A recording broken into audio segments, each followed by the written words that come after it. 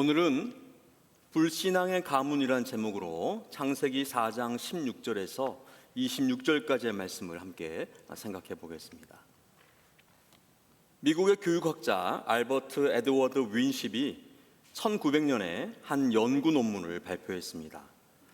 신앙과 교육이 가정에 미치는 영향에 관해서 주크스와 에드워즈 두 가문을 비교 대조해서 연구했습니다.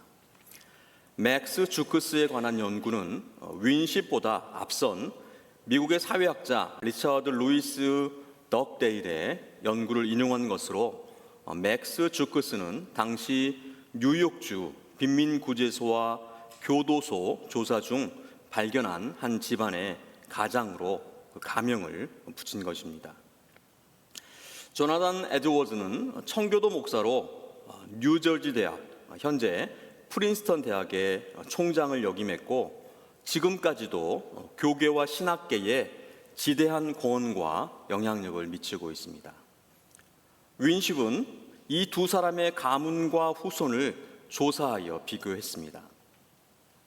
우선 무신론자였고 죄수였던 주크스의 집안에는 약 1200명의 후손 가운데에 300명이 범죄자였고 140명이 전과자였으며 90명이 창녀였고 400명이 빈민구제 대상이었습니다. 다수의 알코올 중독과 정신질환, 중증 질병을 가지고 있었습니다. 반면에 에드워즈의 집안은 약 1400명의 후손 가운데에 목사, 선교사, 신학자가 300명, 교수가 100명, 판사가 100명, 변호사가 100명, 의사가 60명, 대학 총장이 13명, 군 장교가 75명, 다수의 기업가가 있었고 미국의 3대 부통령 애런 볼가 에드워즈의 외손자였습니다. 이 연구는 한 사람의 삶의 선택과 신앙이 얼마나 큰 세대적 파급 효과를 가지는지를 보여주는 역사적 사례입니다.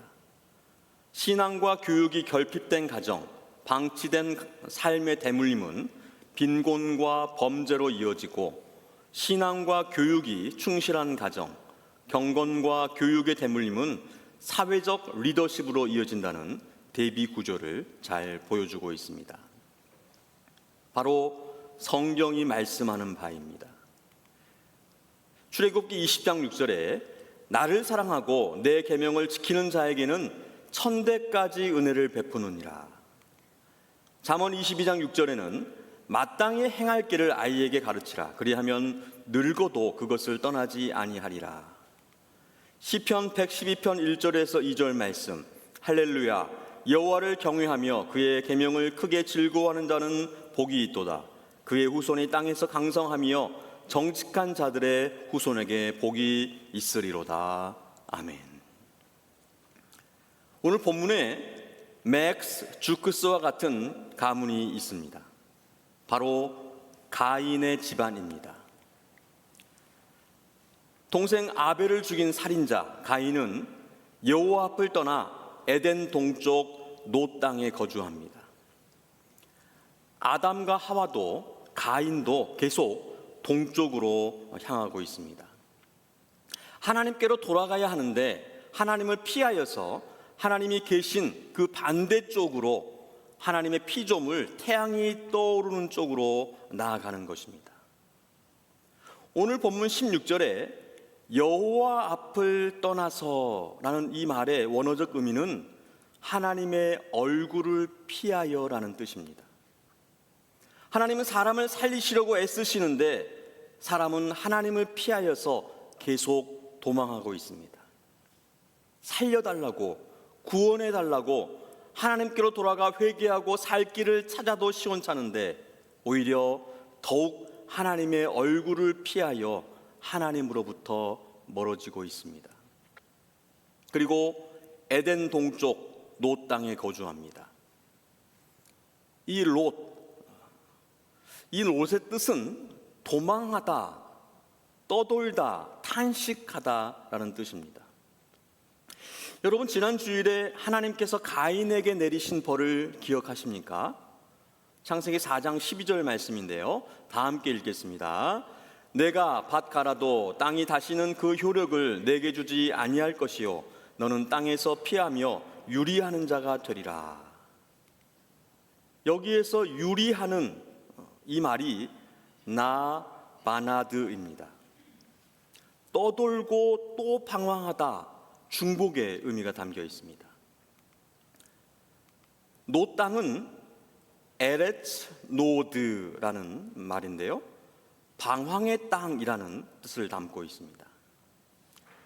가인의 아버지 아담에 의해서 땅이 저주를 받아 가시덤불과 엉겅퀴를 냅니다. 이것들을 제거하는 땀을 흘려야, 수고를 해야 먹을 수가 있게 되었습니다. 그런데 이제는 땅이 아무것도 내지 않습니다. 그래서 여기저기 땅을 찾아서 농사를 지으면 그 농산물이 나온 그 땅을 찾아서 방황하게 되었습니다. 더 많은 수고를 해야 하는 것입니다. 또한 가인은 자신을 만나는 자마다 자신을 죽일 것이라고 두려워했습니다. 그래서 하나님은 가인에게 표를 주시고 모든 사람에게서 죽임을 면하게 해주셨습니다. 죄로 죽을 사람에게 면죄부를 주셔서 살리시고 구원하셨습니다. 사실 가인은 하나님을 떠날 필요가 없었습니다. 아니, 떠나서는 안 되었습니다.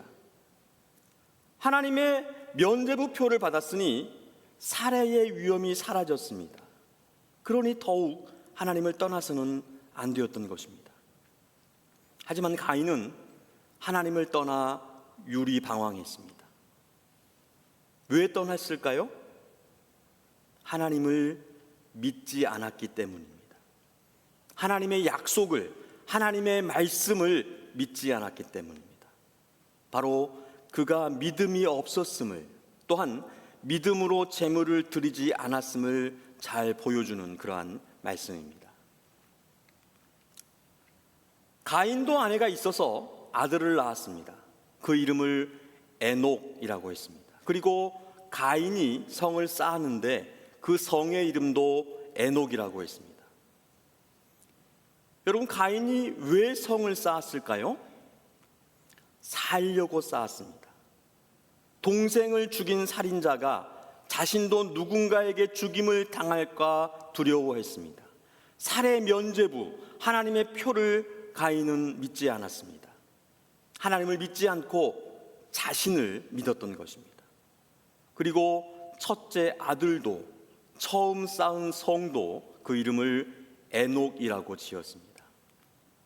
에녹의 뜻은 봉헌하다, 사용하기 시작하다라는 뜻입니다. 이제 하나님을 떠난, 하나님을 믿지 않는 인간의 시대가 시작되었음을 뜻합니다. 에녹이 그 시작이고 에녹성이 그 시작이었습니다. 저희들이 다음 주일에 살펴볼 아담의 계보는 오늘 본문 마지막에 기록된 것처럼 여호와의 이름을 부르며 시작합니다. 하지만 가인에 의한 불신앙의 가문은 하나님을 떠난, 하나님을 믿지 아니하는, 하나님이 아닌 자신을 믿는 인간의 시대가 시작되었음을 말씀하고 있습니다. 성경은 믿음의 계보가 있고 불신앙의 계보가 있다고 말씀합니다. 창세기 21장에서 이스마엘, 아브라함의 첫 아들이죠. 이스마엘. 그 이스마엘은 육체를 따라 난 자, 바로 불신앙의 계보입니다. 그런데 사라로부터 낳은 이삭은 약속을 따라 난 자로 믿음의 계보인 것입니다. 구약에서 믿음의 계보는 더 렘넌트, 바로 남은 자로 이어지게 됩니다. 열왕기상 19장 18절에 그러나 내가 이스라엘 가운데 7,000인을 남기리니 다 무릎을 바알에게 꿇지 아니하고 다 그 입을 바알에게 맞추지 아니한 자니라. 바알에게 무릎을 꿇지 않고 바알에게 입 맞추지 않은 7,000인을 하나님께서 남겨주셨다. 더 렘넌트이다, 이렇게 말씀합니다. 이사야 6장 13절 그 중에 10분의 1이 오히려 남아있을지라도 이것도 삼키운 바 될 것이나 밤나무, 상수리 나무가 배임을 당하여도 그 그루터기는 남아있는 것 같이 거룩한 씨가 이 땅에 그루터기니라. 거룩한 씨, 바로 하나님께서 남기신 자들임을, 믿음의 계보를 이어가는 사람들임을 말씀을 하고 있는 것입니다. 그리고 그 계보가 신약을 시작하는 마태복음 1장에 이어집니다. 아브라함과 다윗의 자손 예수 그리스도의 계보라. 바로 전 인류의 구원자 되시는 예수 그리스도의 탄생으로 이어지고 있습니다. 그리고 그리스도의 부활과 승천으로 교회가 세워지고 그 믿음의 계보는 성도와 교회로 계속되는 것입니다. 우리가 바로 믿음의 계보를 잇는 믿음의 사람들이라는 사실입니다. 믿음의 사람들은 사람을 믿지 않습니다. 하나님을 믿습니다. 나 자신을 믿지 않고 내 안에 예수 그리스도를 믿는 것입니다. 우리의 시작은 내가 아니라 바로 예수 그리스도라는 사실입니다. 여기서 잠깐 생각해 볼 것이 있는데요. 여러분, 가인의 아내가 누구일까요? 첫사람 아담과 그의 갈비뼈로 지음받은 하와 사이에서 가인과 아벨이 태어났습니다. 가인이 동생 아벨을 죽였습니다. 그런데 가인의 아내가 에녹을 낳았다, 이렇게 성경이 말씀합니다. 이 가인의 아내가 어디에서 왔을까요? 전통적이고 일반적인 해석은 아담과 하와가 더 많은 자녀를 낳았다는 것입니다. 성경은 중요한 인물만을 기록하는데 주로 남자 중심으로 기록을 합니다. 여자들은 아주 특별하지 않는 이상 기록하지 않습니다. 그러니까 성경에 기록되어진 여자들은 아주 특별한 사람들입니다. 성경은 아담과 하와가 낳은 딸들, 그리고 중요하지 않은 아들들을 이렇게 기록을 합니다. 창세기 5장 4절에 아담은 셋을 낳은 후 800년을 지내며 자녀들을 낳았으며 라고 기록을 합니다. 그러니까 많은 딸들과 아들들을 낳았는데 그들의 이름을 기록하지 않은 것입니다. 바로 이 딸들 중에 한 사람이 가인의 아내가 되었습니다. 어머, 회개 망측하기도 해라. 율법이 금지하는 근친상간 아닙니까? 아니, 어떻게 남매가 결혼할 수 있습니까? 인류 초기에는 한 가계였기 때문에 근친혼이 불가피했습니다.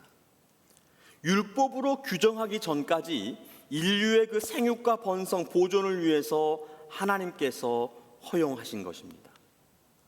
유전학적으로도 초기 인류는 아직 유전병이 발병할 그 유전자의 중복이나 변이가 없었기 때문에, 그리고 하나님께서 특별히 간섭하시고 생명을 주시고 보호하셨기 때문에 문제가 되지 않았던 것입니다. 여러분, 성경은 말씀하지 않지만 유대교의 성경 해설서인 미드라시에 의하면 가인에게는 쌍둥이 여동생이 한 명 있었습니다. 놀라운 사실이죠. 아벨에게는 쌍둥이 여동생이 둘 있었습니다. 그런데 아벨의 여동생 중 한 명을 형 가인의 아내로 보내게 됩니다.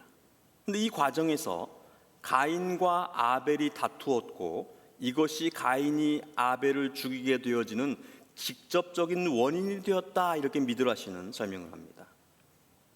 성경은 말씀하지 않는 그런 전설입니다. 그런데 종합해보면 가인의 아내는 아담과 하와가 낳은 딸들 중에 한 사람으로 가인과는 남매가 되는 사람이고, 이것을 하나님께서 허용하신 것입니다. 가인의 첫째 아들 에녹이 첫째 아들을 낳았습니다. 가인의 첫째 손자입니다. 바로 이랏입니다. 이랏의 뜻은 두 가지인데요. 첫째, 들나귀입니다.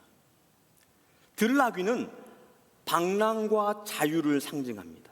그러니까 계속해서 가인의 자손들은 땅의 소산을 찾아서 죽임을 당할까 두려워해서 하나님을 피하여 유리방황하는 삶을 살았다는 것입니다. 두 번째 뜻은 도시라는 뜻입니다.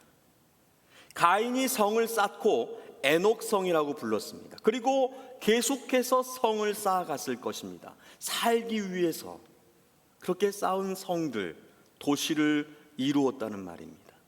인류 역사가, 그 문화가 계속해서 성장, 발전했음을 말씀합니다. 이라시 무후야일을 낳았습니다. 무후야일의 뜻은 하나님이 치셨다입니다. 가인과 가인의 자손들은 원망 속에 살았습니다. 하나님께서 아버지인, 할아버지인, 증조 할아버지인 가인을 치셨다고 믿었습니다. 아마도 가인이 그렇게 자손들에게 말했을 것입니다. 자신이 지은 잘못과 죄는 말하지 않고 하나님이 치셨다고만 전했을 것입니다. 그래서 그 원망을 자손의 이름에 넣었습니다. 무후야엘, 하나님이 치셨다. 무후야엘이 무드사엘을 낳았습니다. 무후야엘과 무드사엘. 무드사엘, 그 뜻은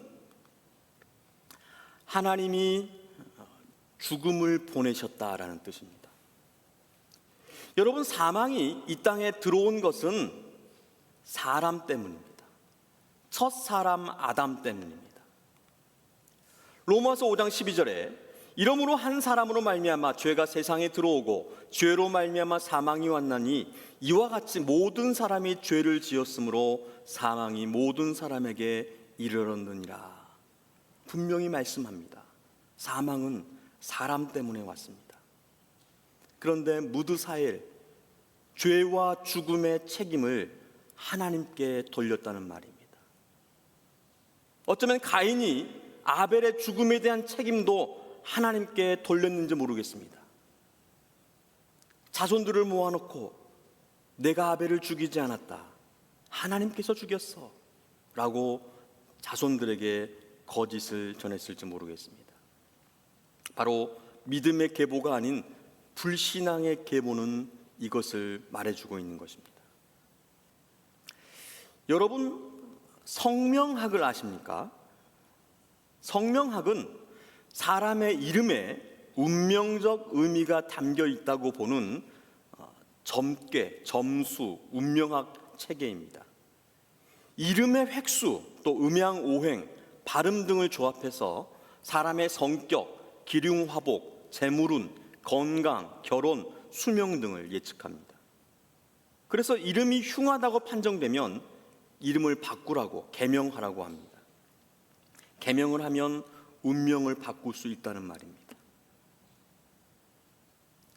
여러분, 이 성명학과 성경이 말씀하는 이름의 의미를 혼동하시면 안 됩니다. 성경에서 말하는 그 이름은 하나님이 주신 정체성이며 하나님의 약속과 사명을 표현하는 것입니다. 이름이 삶을 결정하는 것이 아니라 생각과 삶을 이름에 담은 것입니다.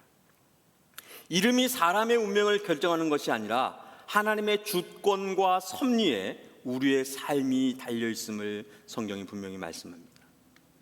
또한 하나님께서 우리의 운명을 이미 정했다고 하는 그러한 미신적 운명론이 아니라 인간의 그 믿음과 순종 위에 하나님의 주권적 은혜와 선택이 있는 성경적 예정론을 여러분들이 믿으셔야 합니다.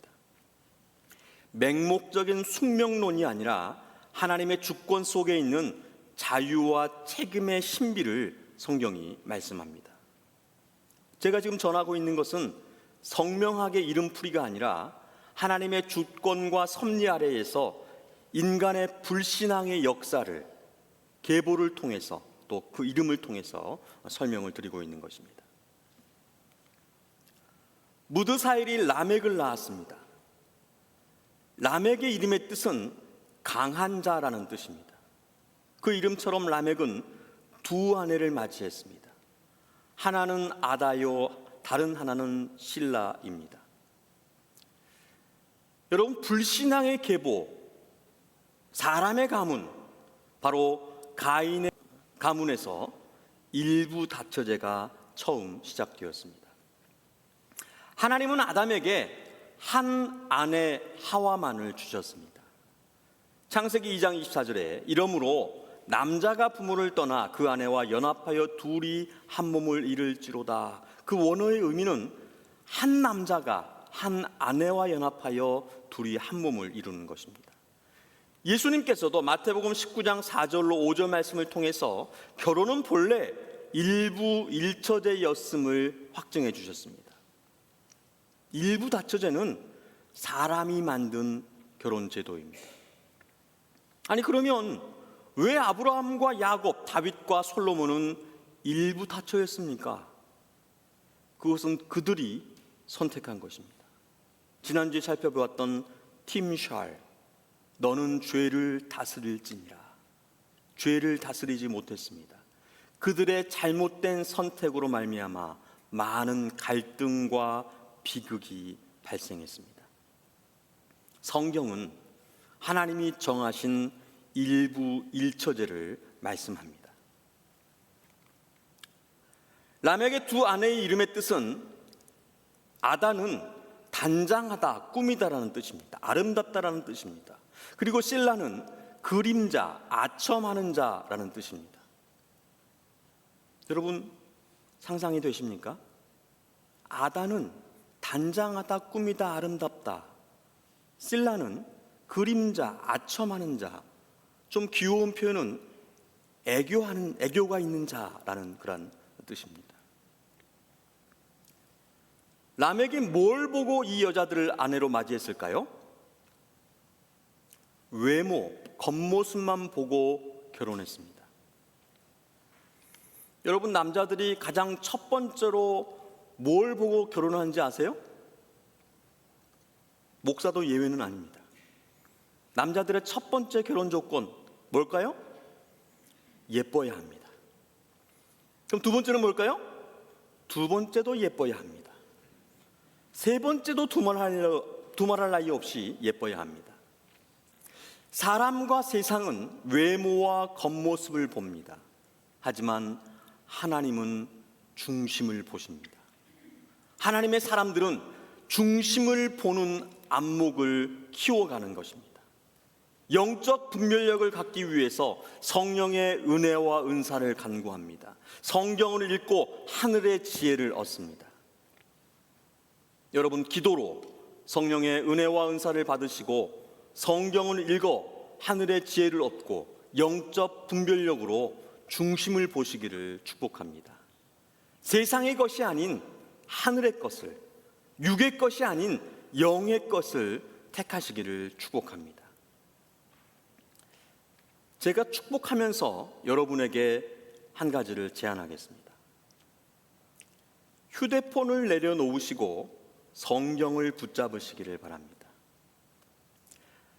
하루에 30분만 성경을 읽으시기 바랍니다. 인터넷 성경이 아닌 성경책을 펼치시길 바랍니다. 성경 처음에 30분이 힘들면 5분에서 시작하시고 5분에서 10분으로, 10분에서 15분으로, 15분에서 30분으로 한번 늘려가 보시기 바랍니다. 하루가 달라질 것이고 인생이 달라질 것입니다. 오늘부터 한번 도전해 보시기 바랍니다.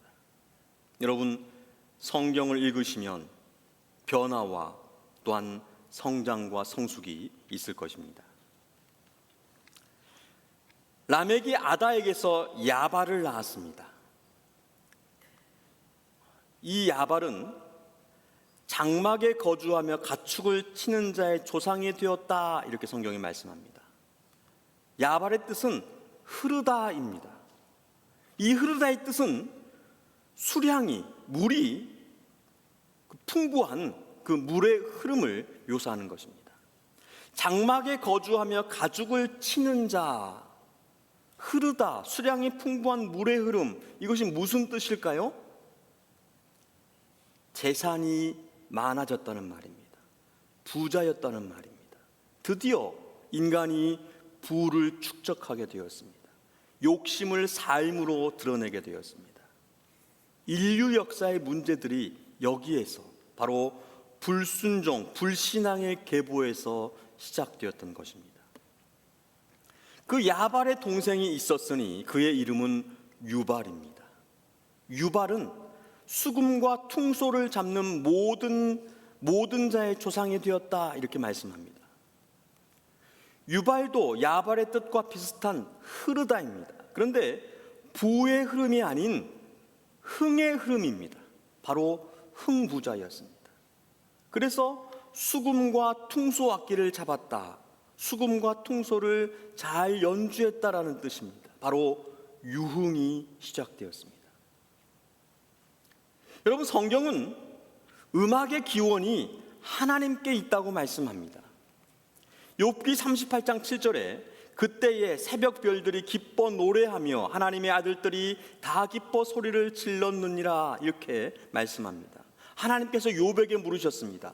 내가 땅에 기초를 놓을 때에 내가 어디 있었느냐?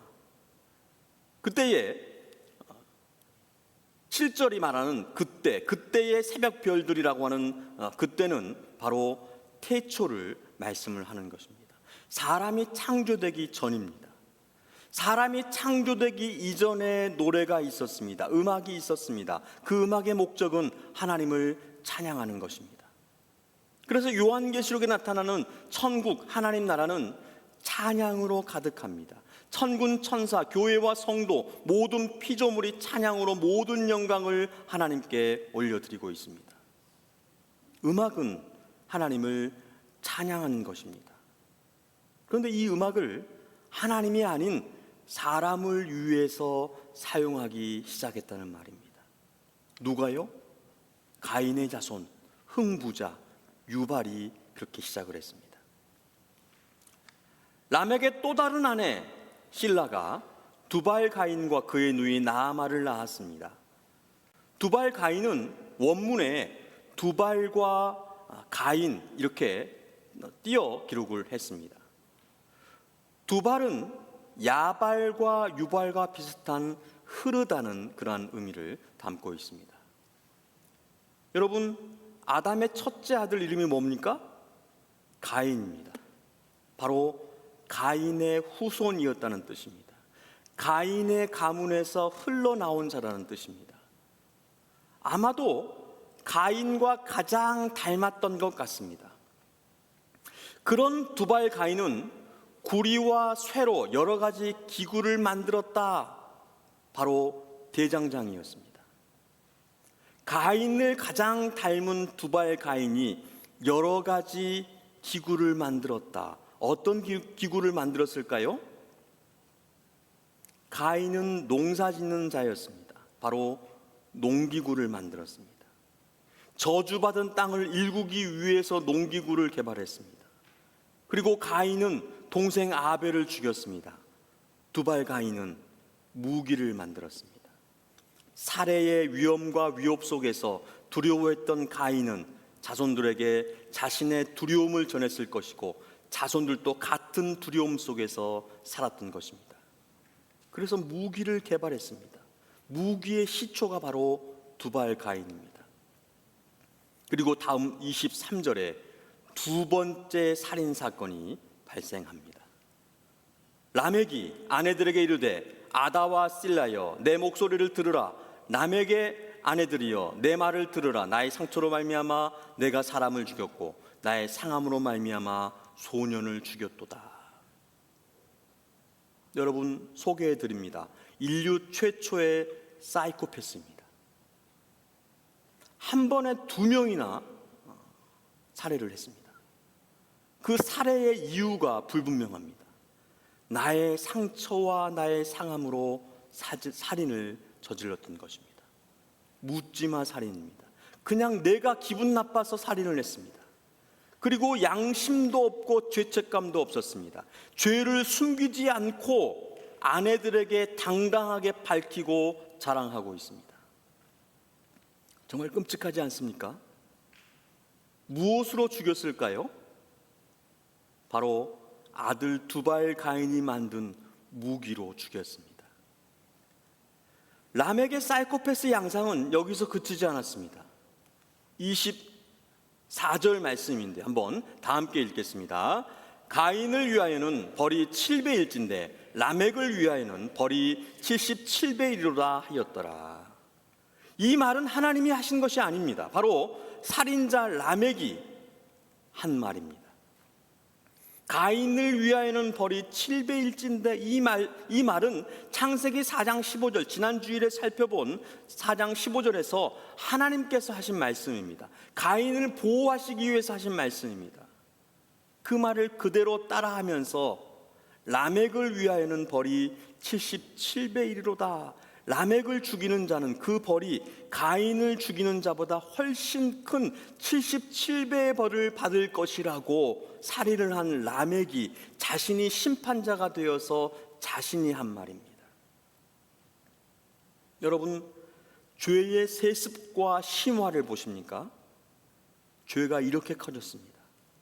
죄가 이렇게 깊어졌습니다. 바로 불신앙 가문의 모습입니다. 맥스 주크스 집안의 모습입니다. 여러분, 어떤 가정과 가문을 이루시기를 원합니까? 믿음의 가문입니까? 아니면 불신앙의 가문입니까? 불신앙의 가문을 택하신 분은 아무도 없을 것입니다. 그렇다면 우리는 어떻게 믿음의 가문을 세울 수 있을까요? 바로 하나님을 믿는 것입니다. 하나님께로 돌아가는 것입니다. 그리고 믿음의 모습을 보여주고 가르치는 것입니다. 저는 지금도 저희 자녀들에게 술, 담배를 하면 입을 꼬매고 손가락을 자른다고 말합니다. 첫째 때부터 가르쳤습니다. 저희 첫째가 7살 때였는데요. 교인 결혼식 때 중고등부 전도사님과 함께 참석을 했습니다. 식사 자리에 포도주가 나왔습니다. 전도사님이 포도주를 한 잔 하셨습니다. 제 첫째가 저게 뭐냐고 물었습니다. 자기도 한번 마셔보고 싶다는 것입니다. 그래서 제가 저것은 술이야 라고 했더니 대뜸 그러면 전도사님 입 꼬매고 손가락을 잘라야 한다고 말하는 것입니다. 전도사님이 깜짝 놀랐습니다. 저희 셋째 막내도 지금 그렇게 알고 있습니다. 저희 아이들은 첫째 때부터 100일이 지나면 새벽 기도회에 데리고 다녔습니다. 칼시트 그 바구니에 태워서 데리고 다녔습니다. 예배가 있으면 꼭 데리고 다녔고 지금도 금요 기도회에 아이들을 데리고 나옵니다. 아이들이 좋아서 나오는 것이 아닙니다. 싫지만 아빠 말에 순종해서 나옵니다. 그래서 저는 끝나면 꼭 맥도날드를 사줍니다. 여러분, 믿음의 가정을 이루기를 원하십니까? 믿음의 자녀로 키우시기를 원하십니까? 훌륭한 하나님 나라 일꾼으로 세우시길 원하십니까? 신앙을 가르쳐야 합니다. 믿음을 보여주어야 합니다. 자녀 자손에게 예배하는 모습을, 하나님을 사랑하는 모습을, 세상의 소금과 빛된 모습을 보여주셔야 하는 것입니다. 자녀 여러분, 부모님의 믿음과 신앙과 삶의 모습을 바라보시기를 바랍니다. 우리 아빠 엄마가 어떻게 예배를 드리는지, 성경을 읽고 기도하는 모습을 바라보시기 바랍니다. 하나님을 얼마나 사랑하는지 눈여겨보시기 바랍니다. 바로 내가 믿음의 계보를 이어가는 교회이며 그리스도인입니다. 우리가 없으면 세상은 불신앙의 가문들로 가득해서 죄악과 사망으로 칠흑같이 어두울 것입니다. 교회가 있기에, 우리 그리스도인들이 있기에 세상은 아직 멸망하지 않고 있습니다. 아직 살만한 세상을 유지하고 있습니다. 하나님은 세상을 비추고 살리기 위해서 우리를 남기시고 우리를 부르셨습니다. 가인의 불신앙의 계보로 사장을 마치지 않으십니다. 바로 희망의 빛을 비추고 계시는 것입니다. 오늘 보면 창세기 4장 25절로 26절 말씀 한번 다 함께 읽겠습니다. 아담이 다시 자기 아내와 동침하매 그가 아들을 낳아 그의 이름을 셋이라 하였으니 이는 하나님이 내게 가인이 죽인 아벨 대신에 다른 씨를 주셨다 함이며 셋도 아들을 낳고 그의 이름을 에노스라 하였으며 그때의 사람들이 비로소 여호와의 이름을 불렀더라. 아멘. 믿음의 계보의 태동을 알고 계십니다.